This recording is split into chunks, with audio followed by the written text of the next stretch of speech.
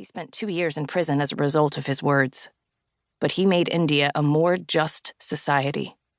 Mandela was arrested when his views displeased the government. The charge was high treason, and he spent 27 years in prison as a result. But he brought down the evil of apartheid. Maria's struggle is one that defines our times.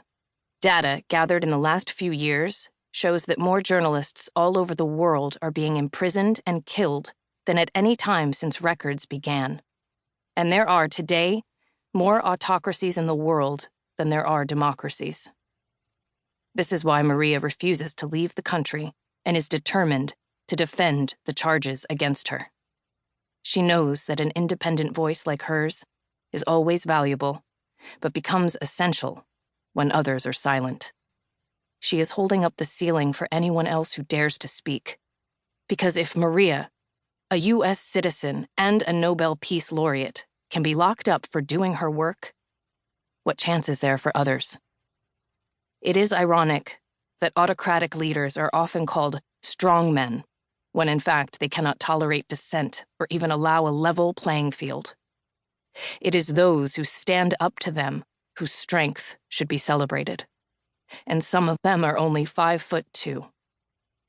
Elie Wiesel warned us that there may be times when we are powerless to prevent injustice, but there must never be a time when we fail to protest. Maria's legacy will be felt for generations because she never failed to protest, to try to bend the arc of history toward justice. And when young Filipino students study history, they will find that the first Filipino person ever to be awarded the Nobel Peace Prize was a courageous journalist determined to tell the truth. I hope that, for the sake of future generations, they will be inspired by her example. Amal Clooney. Prologue. The invisible atom bomb. Live in the present moment of the past. Since the pandemic lockdown began in March 2020, I have been far more emotional than I had ever allowed myself to be. I feel the pent-up anger at the injustice I have no choice but to accept. That's what 6 years of government attacks have done.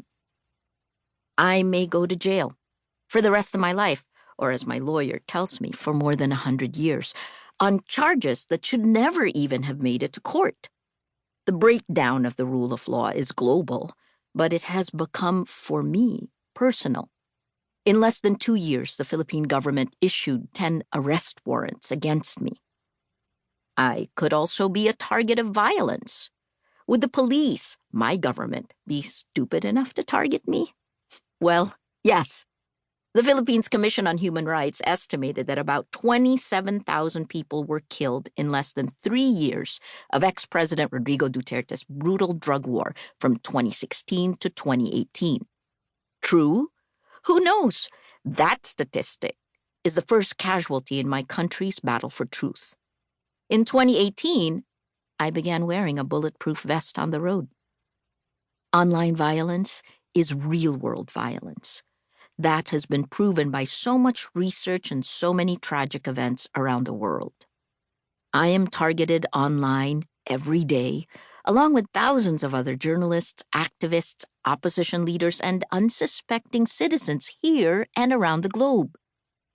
Yet, when I wake up and look out the window, I am energized. I have hope. I see the possibilities. How, despite the darkness, this is also a time when we can rebuild our societies, starting with what's right in front of us, our areas of influence. The world we once knew is decimated. Now we have to decide what we want to create. My name is Maria Ressa. I've been a journalist for more than 36 years. I was born in the Philippines, raised and educated in New Jersey, and returned to my native country after college in the late 1980s. I made my career at CNN, creating and running 2 bureaus in Southeast Asia during the 1990s. It was the glory days of CNN and a heady time for international journalists. From my perch in Southeast Asia, I was an eyewitness.